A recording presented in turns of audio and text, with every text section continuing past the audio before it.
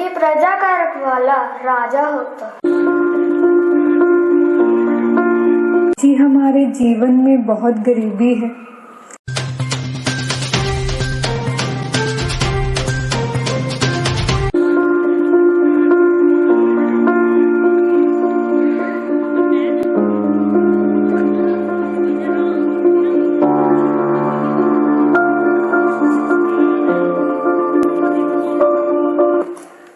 आपके मस्तक पर चिंताओं की रेखाएं क्यों नजर आ रही हैं?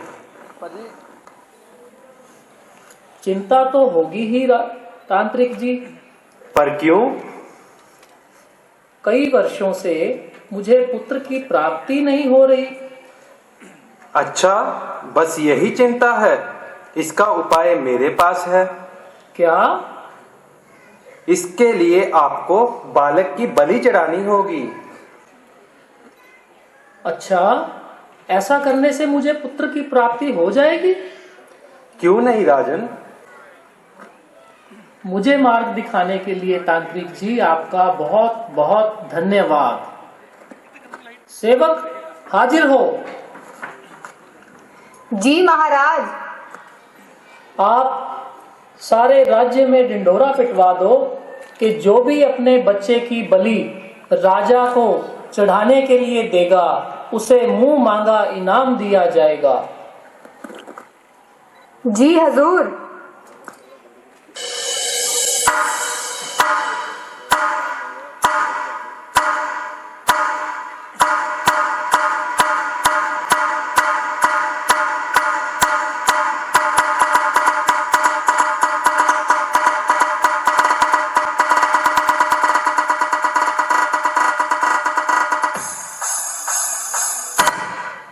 सुनो सुनो सुनो, आप सभी के लिए आदेश है कि जो अपना बच्चा राजा को बलि के लिए देगा, राजा उसे मुंह मांगा इनाम देगा।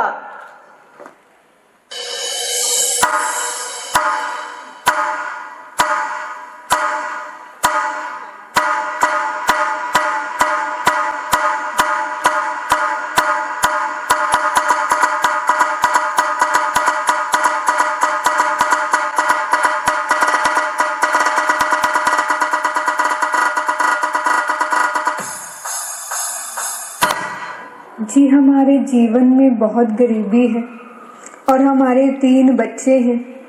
अगर हम एक बच्चे की बलि राजा को दे दें तो? बलि? बलि? पर बड़े बेटे की बलि तो मैं नहीं दूंगा। जी हमारे जीवन में बहुत गरीबी है और हमारे 3 बच्चे हैं। अगर हम एक बच्चे की बलि राजा को दे दें तो? बलि? बलि? पर बड़े बेटे की बलि तो मैं नहीं दूंगा, क्योंकि यह तो मेरे काम में मददगार बनता है। छोटा तो अभी बहुत छोटा है, इससे तो मेरा बहुत प्यार है। फिर बचा कौन? मुझे ही राजा जी के पास ले चलिए। मेरे बदले वो आपको था धन देंगे।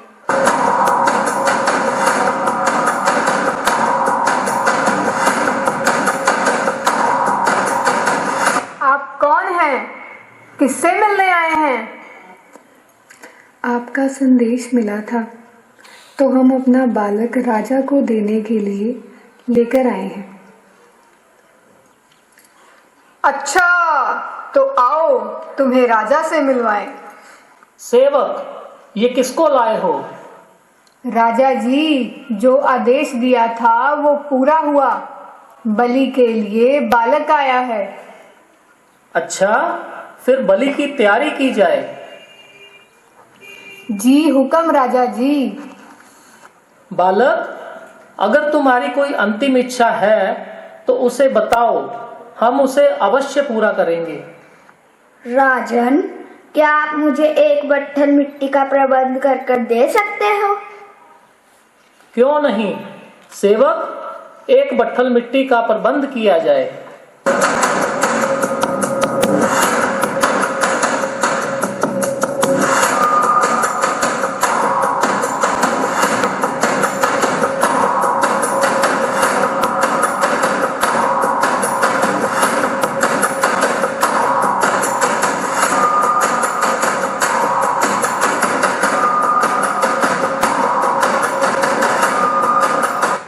बालक, तुमने ये क्या किया? पहले मिट्टी के 4 घर बनाए, 3 तोड़ दिए और चौथे के आगे तुम हाथ जोड़ कर खड़े हो गए। ये सब तुमने क्या किया? पहला घर मेरे माँ बाप का, जिन्होंने एक बार भी मेरे बारे में नहीं सोचा और मुझे आपको सौंप दिया। दूसरा घर मेरे रिश्तेदारों का, जिन्होंने मेरे माँ बाप को एक बार भी नहीं समझाया। तीसरा घर राजा का, क्योंकि प्रजा का रखवाला राजा होता है और आप राजा ही मेरी बलि दे रहे हैं। अच्छा, तो फिर ये आखिरी घर किसका बचा? ये आखिरी घर मेरे भगवान का, जो पूरी दुनिया का रखवाला है।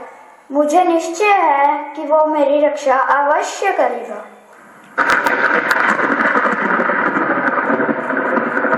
आज से, अभी से यही मेरा पुत्र है और इस राजभवन का ये राज्य अधिकारी है।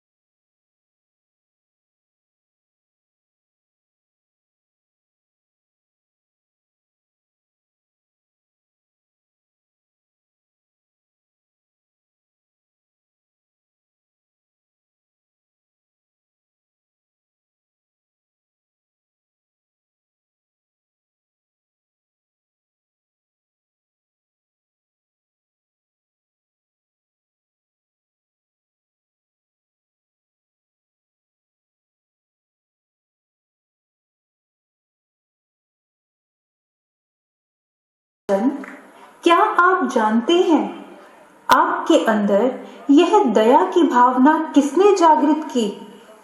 उस दया के सागर, प्रेम के सागर, सुख के सागर, आनंद के सागर परम पिता परमात्मा शिव ने।